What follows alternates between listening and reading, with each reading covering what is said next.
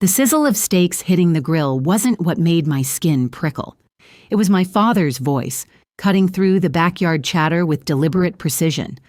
"Hey, Bianca," he called out, eyes glinting with the satisfaction of a predator who knows his prey is cornered.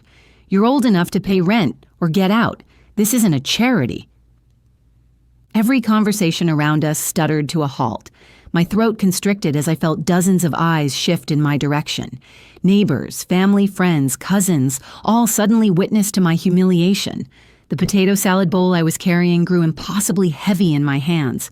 What made it unbearable wasn't just the demand. It was the laughter that followed. My stepmother Erin's high-pitched giggle, my half-brother Flynn's smug chuckle as he popped open another beer.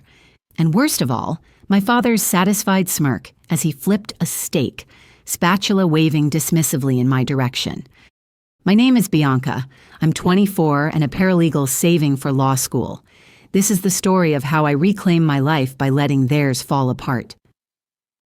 "You've been taking half my paycheck for years, Dad," I said, my voice steadier than the trembling in my fingertips would suggest. "I've been paying the bills." His face twisted into that exaggerated mock surprise I'd seen 1,000 times. "So? That's called life." He gestured broadly to the neighbors who were pretending not to listen. "If you don't like it, find somewhere else to live." Flynn snorted. "Good luck with that." The air felt electric, charged with something more dangerous than embarrassment. The neighbors' eyes darted between us like spectators at a tennis match, waiting for me to break, to cry, to retreat like I always had before. The scent of charred meat mingled with something sour, the taste of a decision crystallizing in my mouth. I stepped closer to my father, close enough to see the pores on his nose, the tiny burst blood vessels from years of drinking. "Fine," I said, my voice barely above a whisper but somehow filling the sudden silence. "You want me gone? You'll get your wish." He laughed, the sound harsh and dismissive. "Yeah?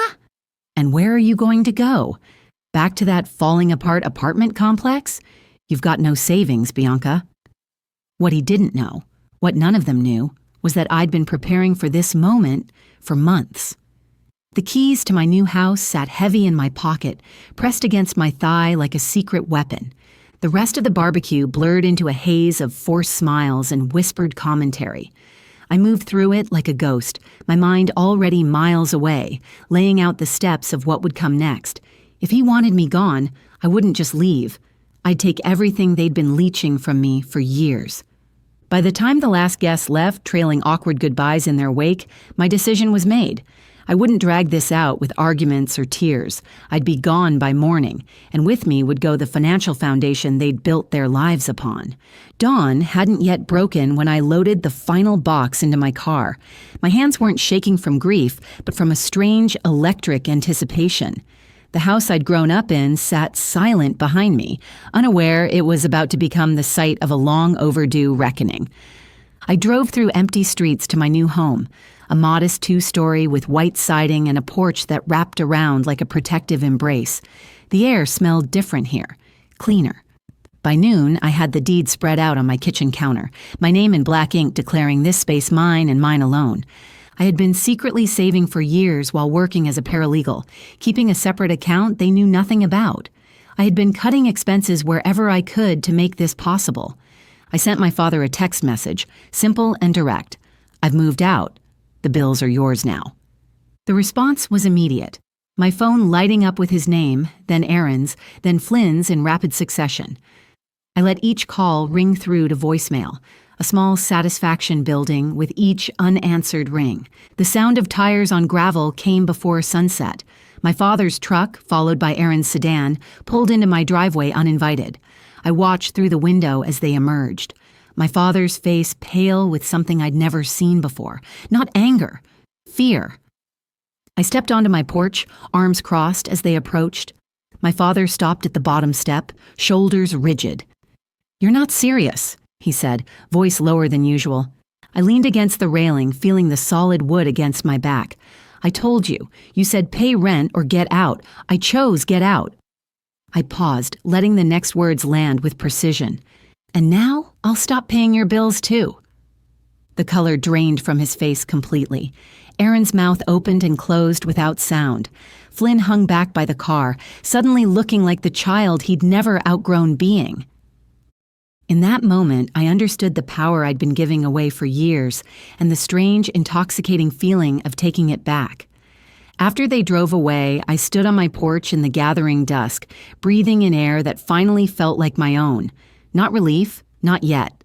This was the first breath in years that didn't feel borrowed or owed. Inside, I opened my laptop and methodically severed every financial connection they'd used to drain me. Electric bill, removed from my account, gas, water, internet, car insurance. Each one cut like a cord that had been tethering me to their sinking ship. With each confirmation email, I felt my spine straighten incrementally. My phone lit up with their names in desperate rotation. I let each call go unanswered, watching as they transitioned from demands to pleas. By evening, the family group chat exploded. Dad, this isn't funny. Aaron, Bianca, the Wi-Fi is down. Dad, you can't just shut things off. Aaron, that's not how family works. Flynn, hope you're happy. You ruined dinner. I typed one response, I've moved out. Bills are your responsibility now. Please don't show up uninvited.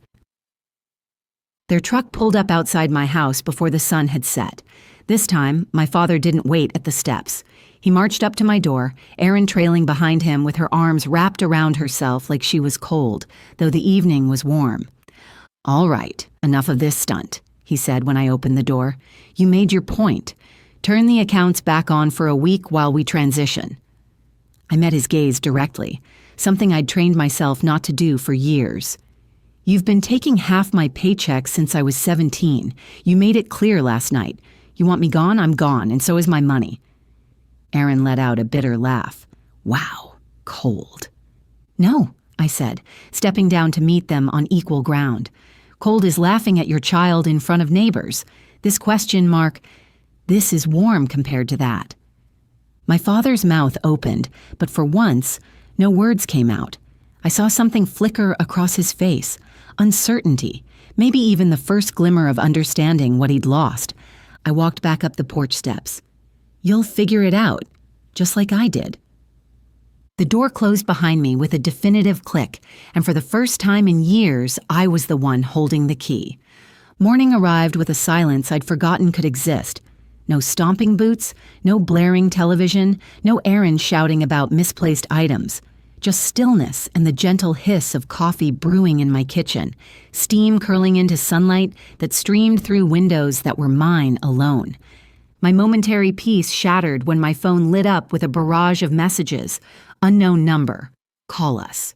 This is urgent. Dad, the electric's off. There's food spoiling. Aaron, we have to talk. If you care about this family, you'll fix this today. I set the phone down, refusing to let their chaos infiltrate the calm I'd created. They were learning what I'd known for years, that bills don't magically pay themselves. The knocking started at noon, 3 sharp raps that made my heart jump despite my resolve.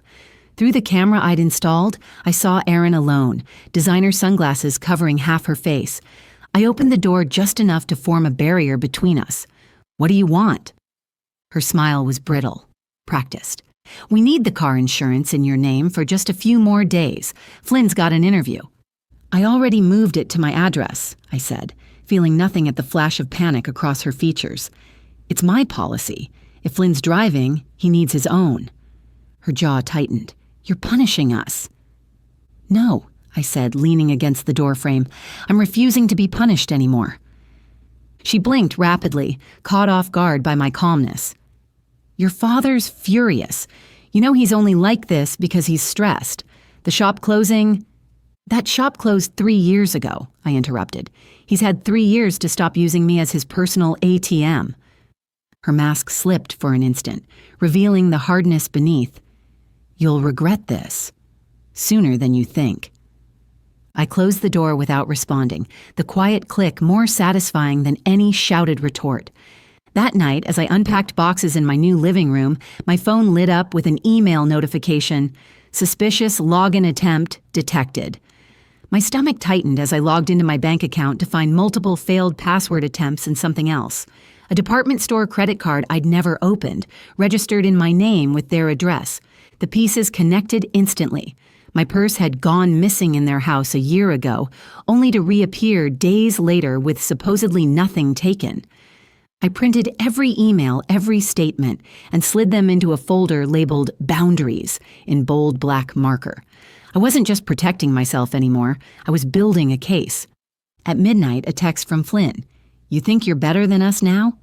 Watch your mailbox." I stared at the screen, feeling the anger in my chest condense into something colder, harder, more focused. They weren't just losing my money, they were losing control, and the more they realized it, the uglier this would become. 2 days passed in unnatural quiet. No knocking, no calls, just occasional texts from Flynn, dripping with veiled threats. I kept my responses minimal, always in writing, preserving every word as my attorney had advised. I'd consulted with a lawyer at the firm where I worked as soon as I discovered the credit card fraud, showing him the evidence I'd gathered. On the third morning, as I sipped coffee at my kitchen counter, my phone erupted with notifications. Screenshots from friends and neighbors showed Facebook posts from Erin, written in her practiced victim tone. "Some people think they can just turn their back on family. After all we've done, they leave us in the dark, literally." The comments offered predictable sympathy. Mutual friends, distant relatives I barely knew asking what happened. But most telling, not one mentioned me by name. They wanted to control the narrative without giving me a voice in it. I didn't engage. Instead, I called each utility company again, confirming every account had been transferred to their name. I wasn't leaving a single thread they could pull. My doorbell rang at noon. The camera showed my father alone, hands thrust deep in his jacket pockets despite the warm day. I opened the door but remained firmly in the threshold. "What is it?" His voice was unnaturally controlled, but tension vibrated beneath it. "We've got a situation. The mortgage payment's due, and without your transfer—" "Not my problem," I said before he could finish. His eyes narrowed. "Do you even hear yourself? You've been part of this household for years. You don't just walk away from responsibilities overnight." A laugh escaped me. Sharp, genuine, and entirely without humor. "You mean the responsibilities you dumped on me the second I started earning a paycheck? The ones you never asked about, just took—" He stepped closer, invading my space in that way he'd always used to intimidate me. "You think this new place makes you better than us? That you can hide here while we drown?" I met his stare without blinking. "I'm not hiding, Dad. I'm just done being your lifeline." His jaw worked like he was chewing on unsaid threats. Then he turned to leave, tossing one final barb over his shoulder. "You're going to regret this when you come crawling back." I closed the door slowly, almost savoring the sound of the lock engaging.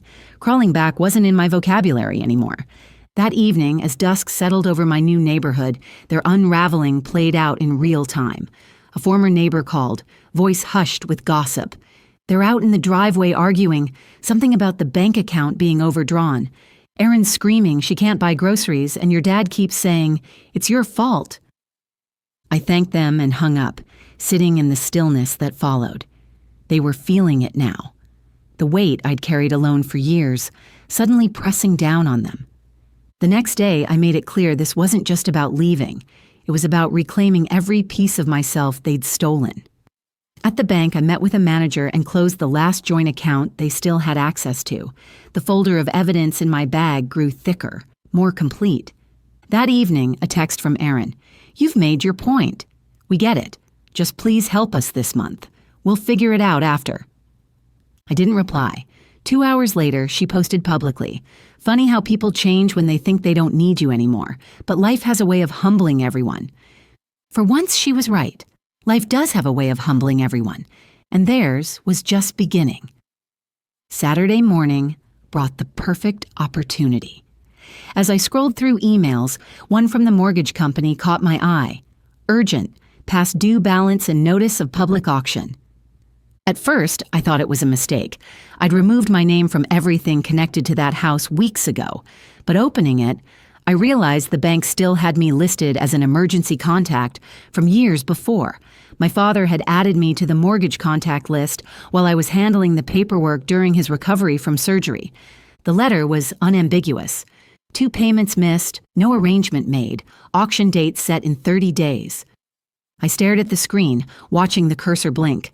Once I would have rushed to save them, draining my savings again to rescue them from consequences. Now I hit print and added the paper to my boundaries folder. The pounding at my door came at noon. All 3 stood on my porch. My father red-faced, Aaron tight-lipped, Flynn smirking like he was about to win a game only he understood. I stepped outside, pulling the door closed behind me. My father didn't waste time with pleasantries. "You saw the notice. We can't lose the house, Bianca. You're going to help fix this." I folded my arms. "No, I'm not." "You're still family," he shouted, loud enough for neighbors across the street to turn and stare. I didn't lower my voice. Family doesn't use you as a wallet. Family doesn't laugh while you're humiliated in front of half the neighborhood. Family doesn't commit fraud in your name and expect you to just take it. Aaron stepped forward, eyes darting nervously to the people watching. "Do you have to make a scene?"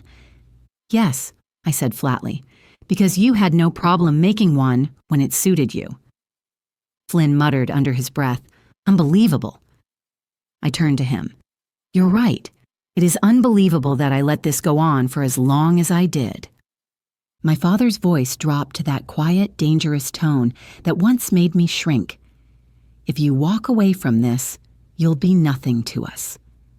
I smiled, feeling nothing but a strange lightness.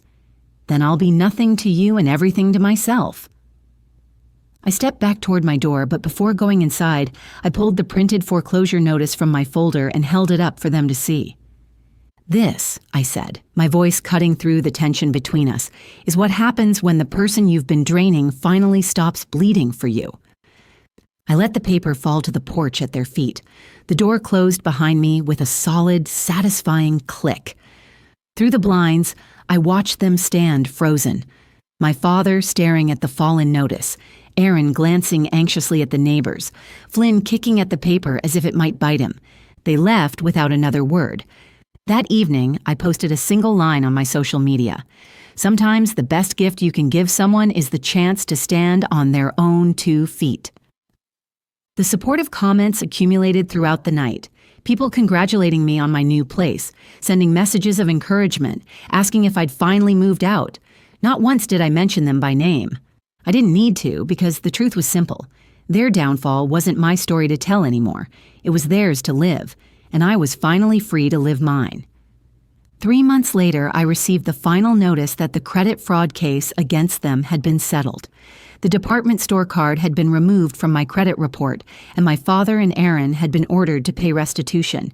They never contacted me again after that day on my porch, and I heard through mutual friends that they had to sell most of their possessions and move to a small apartment across town. Flynn eventually got his own place, apparently having learned the hard way that standing on his own feet was the only option left. As for me, I'm thriving in my new home, debt-free, and starting law school next fall. Sometimes the best revenge isn't what you do to others, it's what you do for yourself. Before you go, here's a quick bonus for sticking around.